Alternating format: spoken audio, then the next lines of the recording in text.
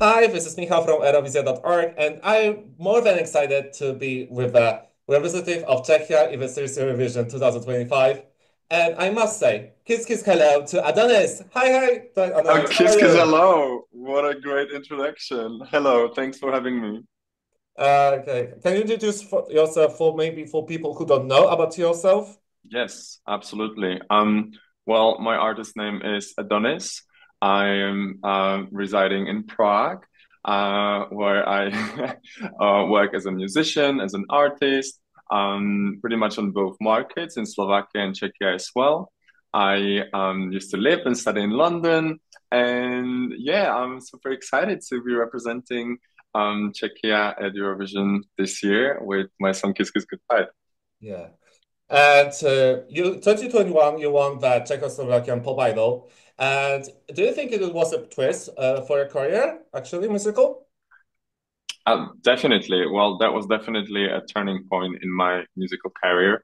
Ever since, I am feeling very privileged to do just music, and to do music full time, perform, write, collaborate with other artists, and I feel like that's a blessing. So, definitely, Pop Idol helped in my career development. Okay, I must about this one girl, Ewą Farną. She was the host of the show, Yes. actually, and she's also She popular in was. Poland and Czechia. And what is your memory connected with her? And do you have any contact after the show?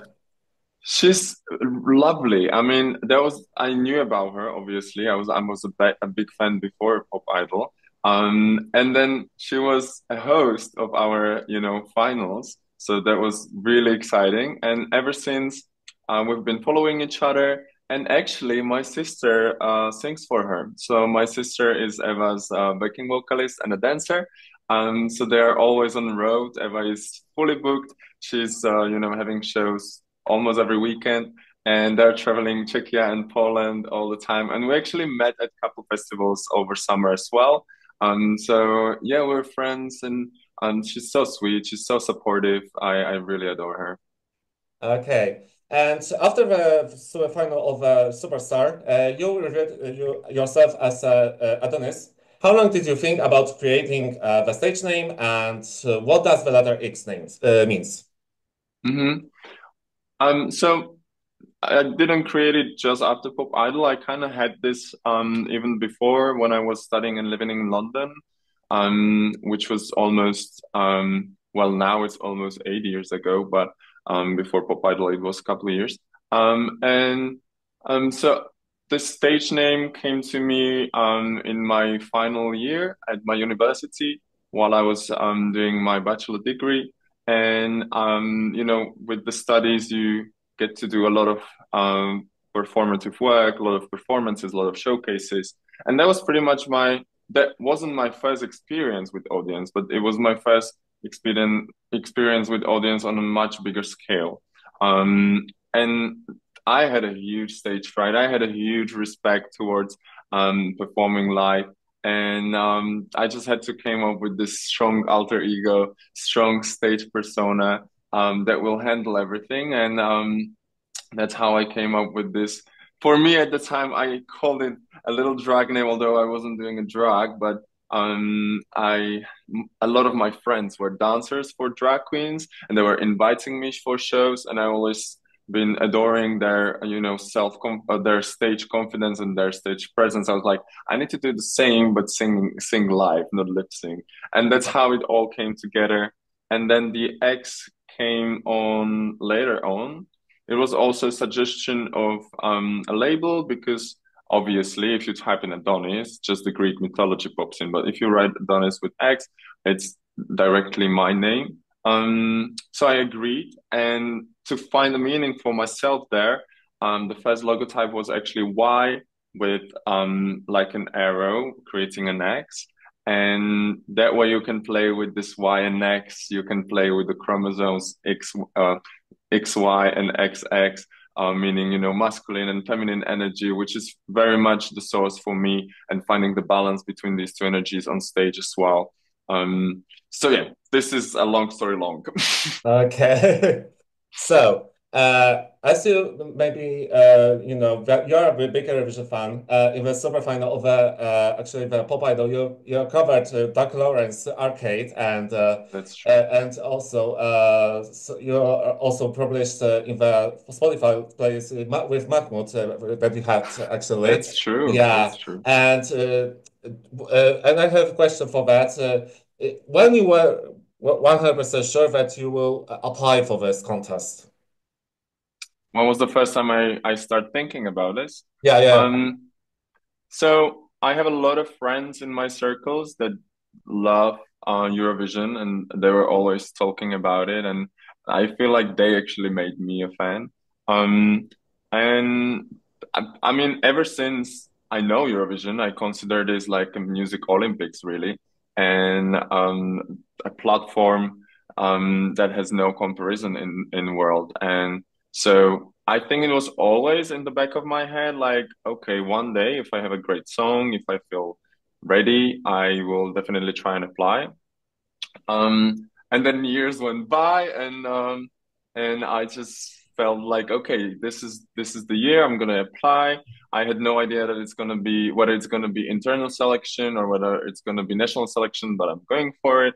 And yeah, I submitted a couple of songs, and this was the strongest contendant. Yeah. And actually, you actually, I want to right now say about your song "Kiss Kiss Goodbye." What it was made and how long have you made the song? It was actually one of the last sessions before the submissions for the internal selection. I've been, traveling around a lot of songwriting camps where you meet a lot of producers, a lot of really creative people and artists. Um, and I just wanted to have one session with like people I know from London, people I went to school with, people I had a band with. So I just organized. I remember it was August when I was organizing and calling everyone like, hey, can you just like, in September have a session with me in London? And we ended up being a team with more people than usually. Usually you have like two, three people in the room. This was almost five, six, with a producer. So it was a different setup, but we all knew each other. We all knew our artistic visions, and it was immediate click. Like we worked together before as well. And yeah, since these were people I know and I trust, I think that gave us a little bit more freedom in being creative and and just come up with something that we really like and enjoy. And I feel like that translated into the songwriting and made it a little bit more special.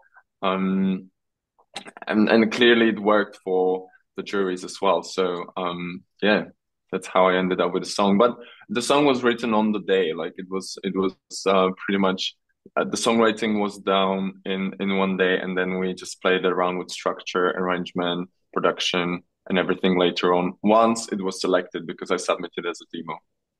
Okay. And in the studio version, we can hear the dance break.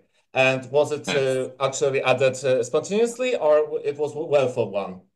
So the dance break was there from the very start. It wasn't this fully realized, but there was this placeholder for dance break.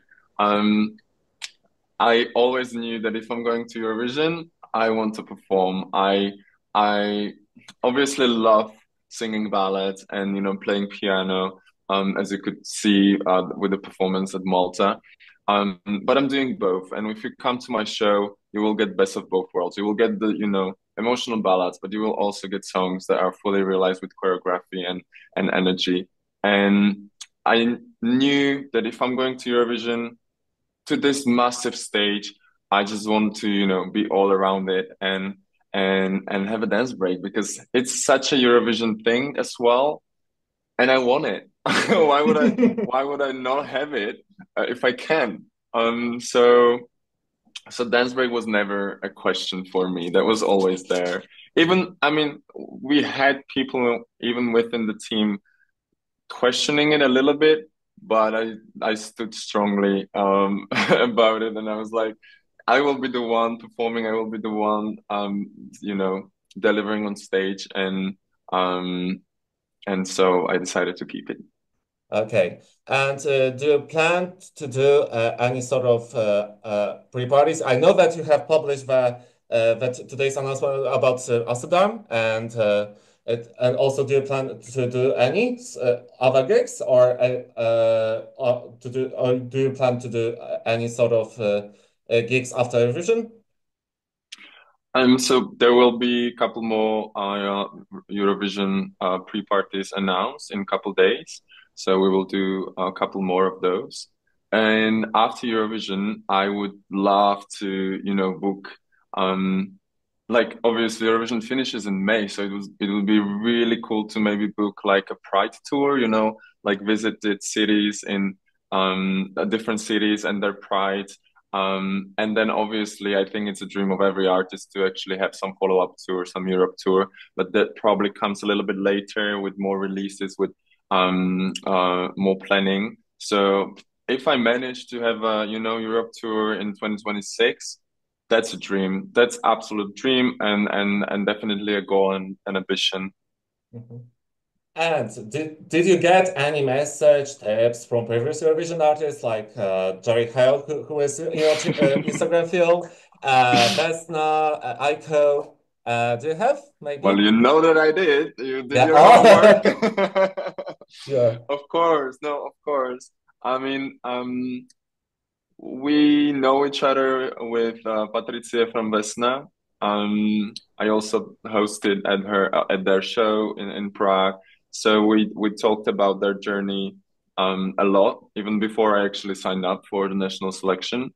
And then with Jerry, we actually discussed also the tour and the journey afterwards, after Eurovision, and you know, how to keep the momentum, how to keep going, and she's doing so well. She's been, you know, all around Europe now, and I've seen the show. It's amazing. She's like, you know, it's a masterclass on how to deliver on stage, and she's really giving emotion and powerhouse vocals. So I'm really glad we had a chance to chat over lunch, and yeah, I I'm so excited for her, and I hope to, you know, cherish the same journey, or at least similar. Yeah. And finally, do you have a message for Polish Eurovision fans? For Polish Eurovision fans, Yeah. Yeah, for them. um Poland, honestly, Poland is such a huge music market with like always delivering quality. I'm signed with Warner, and I know our markets, or like for Warner, our markets are very collaborative as well. And yeah, just seeing even Eva, and just seeing how well she's doing in both states, and how supportive the Polish community and audiences are.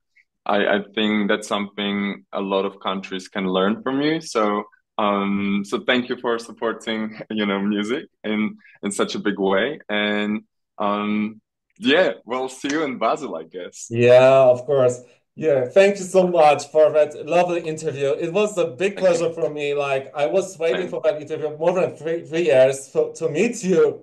Also Three online. years. Wait, 3 years, three? Did you say I three was watching years? because of Eva also because she was the host and I watched you. And then also with when I saw you with Moving On, a game and some other. Oh my gosh. Yeah, I That is love. so sweet. That is so sweet, honestly. Like, I Yeah, I appreciate it was. so much. You have no idea. You have no idea.